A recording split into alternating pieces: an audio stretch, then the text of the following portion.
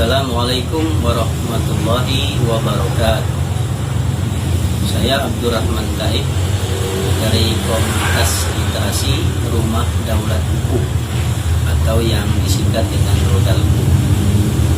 Kami bergerak menggiatkan minat baca dan literasi. Pada kesempatan ini saya ingin mereview sebuah buku yang berjudul Bid'ah Ideologi ISIS, dikarang oleh M. Naji Ar-Rahmatlani yang juga adalah Sekjen Ikatan Alumni Syam Indonesia. Buku ini sudah ditanggapi oleh beberapa tokoh di Indonesia, dan menurut keterangannya bahwa penulis adalah seorang yang pernah menuntut ilmu di Suriah, dan beliau juga ikut merasakan ketegangan suasana di Suriah.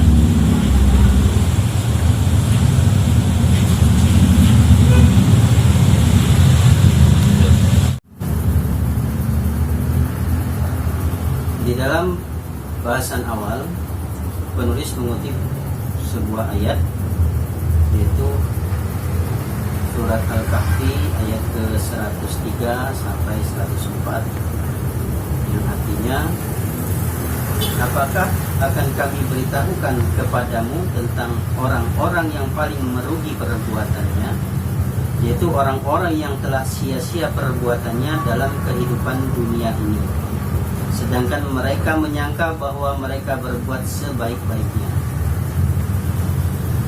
Kemudian dia ambil hadis dari hadis riwayat Ibnu Majah, yaitu waspadalah dari ekstremitas beragama, sesungguhnya sikap demikian telah membinasakan umat sebelum kalian. Jadi penulis di sini ingin menjelaskan bahwa ada sebagian kelompok dari masyarakat, dari orang-orang yang merasa bahwa kelompok mereka itu kelompok yang paling baik. Mereka adalah sebaik-baiknya golongan. Padahal sejatinya mereka merugi karena melakukan perbuatan yang sia-sia di dalam kehidupan ini. Sementara kalau dalam teks Al-Quran berkisah sedemikian, Nabi SAW pesan bahwa agar umat menjauhi pola pikir dan sikap ekstrim, karena hal tersebut terbukti telah membinasakan umat yang terdahulu. Jadi ini kaitannya dengan kelompok-kelompok ISIS yang menganggap bahwa kelompok mereka yang paling benar, sementara kelompok-kelompok yang tidak mengikuti pendapat mereka dianggap sudah menyimpang dan salah. Dan penulis ingin menjelaskan juga mengenai hadis-hadis dan dalil-dalil atau ayat-ayat Al-Quran yang mereka pakai dalam mereka berhujah atas tindakan-tindakan mereka, sehingga dengan penjelasan-penjelasan tersebut diharapkan pembaca dapat mengambil hikmah atau membandingkan atau bisa menjadi bahan masukan mengenai apa benar atau tidak dari apa yang sudah kelompok ISIS lakukan.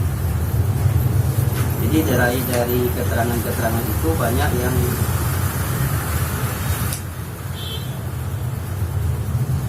terjadi kontradiksi antara penjelasan dari kelompok ISIS dengan penjelasan ulama-ulama yang lain. Nanti akan kita bahas beberapa dari ayat-ayat. Selanjutnya pada bagian ketiga buku ini, yaitu dimulai halaman 67, penulis memaparkan sejarah ISIS dari asalnya bernama Tanzim Al-Daulah Al-Islamiyah fi Al-Iraq, kemudian berganti lagi menjadi Tanzim Al-Daulah Al-Islamiyah fi Al-Iraq wa Al-Sam, dan lain sebagainya. Jadi di situ sudah pergantian nama ISIS sudah dijelaskan oleh penulis. Kemudian juga tentang peran-peran orang-orang yang ada di dalam atau berada di belakang ISIS. dijelaskan juga dari keterangan-keterangan, wallahu alam, beliau datanya cukup lengkap.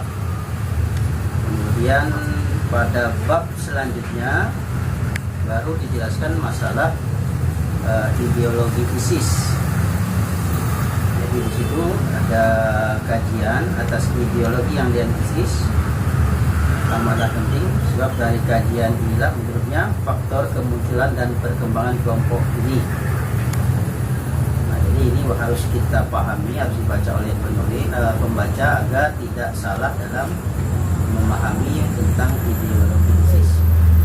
Panjang, sehingga perlu dibaca secara benar, karena kalau tidak dibaca nanti pemahaman kita terhadap ideologi ISIS menjadi tidak pas.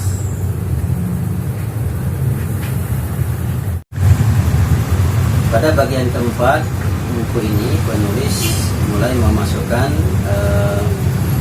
hadis-hadis yang dianggap disalah pahami atau dipahami dengan cara yang tidak benar oleh kelompok ISIS.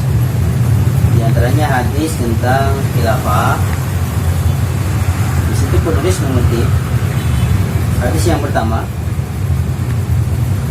Ismail ibnu Ja'far al-Madini bercerita kepada kami, Abdullah ibnu Dinar bercerita kepada kami dari Ibnu Umar, dia berkata Rasulullah Shallallahu Alaihi Wasallam bersabda, setiap kalian adalah pemimpin dan setiap pemimpin akan dimintai pertanggungjawaban atas kepemimpinannya. Imam adalah pemimpin yang akan dimintai pertanggungjawaban atas rakyatnya. Seorang suami adalah pemimpin dan akan dimintai pertanggungjawaban atas keluarganya. Seorang istri adalah pemimpin di dalam rumah tangganya dan akan dimintai pertanggungjawaban atas urusan rumah tangga tersebut. Seorang pembantu adalah pemimpin dalam urusan harta tuannya dan akan dimintai pertanggungjawaban atas urusan tanggung jawabnya tersebut. Setiap kalian adalah pemimpin dan setiap pemimpin akan dimintai pertanggungjawaban atas yang dipimpinnya.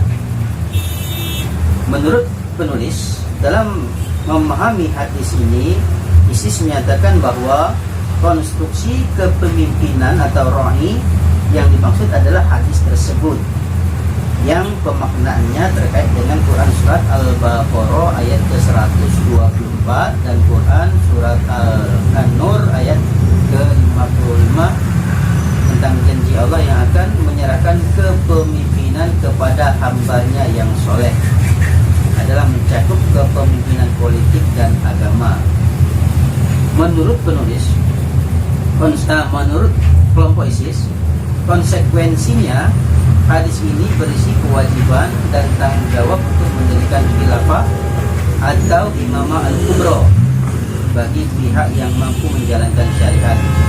Penafsiran ini disarankan pada anggapan bahwa penafsiran kata kepemimpinan dengan menggunakan pemaknaan dari sisi politis dan agama tidaklah bertentangan. Karenanya penafsiran ini bisa dibenarkan. Untuk menguatkan hujahnya, mereka juga mengutip perkataan Umar bin Khattab tentang keharusan mendirikan pemerintah. Tidak ada Islam tanpa jamaah, tidak ada jamaah tanpa imarah atau kepemimpinan, dan tidak ada kepemimpinan tanpa ketaatan. Ada beberapa banyak hadis yang dimaksud atau yang disebutkan di dalam buku ini, dan hadis-hadis tersebut oleh penulis diberikan bantahan-bantahan dari apa yang dimaksud oleh kelompok ISIS. Ada hadis yang lain tentang jihad.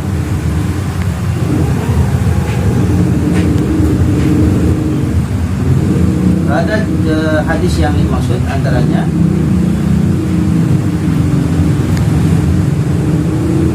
Muhammad ibnu Abdurrahman bin Saham al-Ataki bercerita kepada saya, Abdullah ibnu Mubarak bercerita kepada saya, dari Wahib al-Maki, dari Umar bin Muhammad ibnu al-Munkadir, dari Sumayyah, dari Abi Shalih, dari Abu Hurairah berkata Rasulullah SAW, seorang yang mati tanpa pernah berjihad dan tidak pernah berniat untuk berjihad sama sekali, maka ia mati dalam cabang kemunafikan. Ini salah satu hadis yang diangkat oleh kelompok ISIS, dan ada beberapa hadis lain, nanti silahkan dibaca. Dan oleh penulis pun itu diberikan bantahan atas apa yang dijelaskan oleh kelompok ISIS terkait dengan hadis-hadis tersebut. Jadi silahkan kita baca dan kita perhatikan apa yang bisa kita dapatkan dalam penjelasan tersebut. Pada intinya buku ini adalah mengupas atau memberikan penjelasan-penjelasan yang menurut penulis itu dia lebih bisa dijadikan sandaran dibandingkan penjelasan apa yang dijelaskan atau diterangkan oleh kelompok ISIS. Dan mungkin penulis bisa memberikan penjelasan mengenai hadis-hadis yang dianggap oleh ISIS. Mungkin dia memiliki sumber-sumber yang bisa dipercaya sehingga dia bisa berani atau bisa menyebutkan hadis-hadis tersebut. Tapi di sini tidak dijelaskan dari mana dia bisa mengutip atau mengambil sandaran hadis-hadis tersebut yang dimaksud. Juga dia mengutip hadis tentang hijrah. Dalam buku ini juga ada hadis tentang hijrah yang juga akan diberikan bantahannya kepada penafsiran yang dimaksud oleh kelompok ISIS. Dan ada beberapa hadis lain juga tentang iman dan lain sebagainya. Dan kita meyakini bahwa apa yang menjadi hal-hal yang berkaitan dengan sistem nasionalisme seperti konsep negara-negara atau bangsa atau demokrasi atau sekularisme secara umum, kemudian perintah di luar khilafah termasuk menolak baik kepada khilafah Umar al-Baghdadi, itu juga akan menjadi sandaran tentang apa yang dimaksud dalam buku ini. Terakhir atau bagian ke-6, penulis menyatakan bahwa kesalahan penafsiran mengenai hadis-hadis oleh kelompok ISIS dianggap adalah suatu bid'ah ideologi, dan menurut mereka bahwa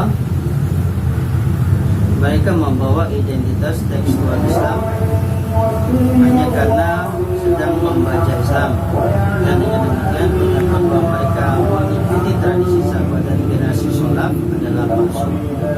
Jadi generasi salaf adalah palsu. Jadi banyak kesalahan-kesalahan yang dilakukan oleh ISIS. Di antaranya adalah pemahaman ISIS yang menyeleweng terhadap pemahaman hadis, kerap berlatar belakang politis dan bersifat hipokrit. Retorika tentang arah pemaknaan teks agama seringkali menjadi alat klaim untuk memperjuangkan propaganda. Ya. Menurut penulis, mayoritas ulama di seluruh dunia, utamanya yang moderat, dalam kebanyakan kasus menolak tafsir teks agama oleh ISIS. Di samping karena mereka banyak menggunakan metode bahkan maudhu dalam ujarnya, mereka juga mempunyai kekeliruan metodologis yang fatal sehingga tidak memiliki akar teologis, ideologis dan historis yang kuat, sahih dan otoritatif. Demikian menurut penulis, sehingga buku ini adalah perusahaan yang menjelaskan tentang kesalahan-kesalahan atau bid'ah ideologi yang dilakukan oleh ISIS, dan ini adalah merupakan tantangan bagi umat Islam. Demikian, semoga review buku ini bermanfaat dan mudah-mudahan menjadi asbab kita membaca buku ini sehingga nanti ke depan kita bisa mendapat pencerahan tentang ideologi yang dianut oleh atau yang dipegang oleh ISIS. Dan Assalamualaikum warahmatullahi wabarakatuh. Pemirsa Rudal TV, buku ini layak untuk kita baca, menarik, kita simak isinya. Semoga dengan gemar membaca dan berliterasi kita akan semakin cerdas dan kritis serta arif dan bijaksana. Demikian, salam literasi untuk Indonesia cerdas dan damai. Assalamualaikum warahmatullahi wabarakatuh.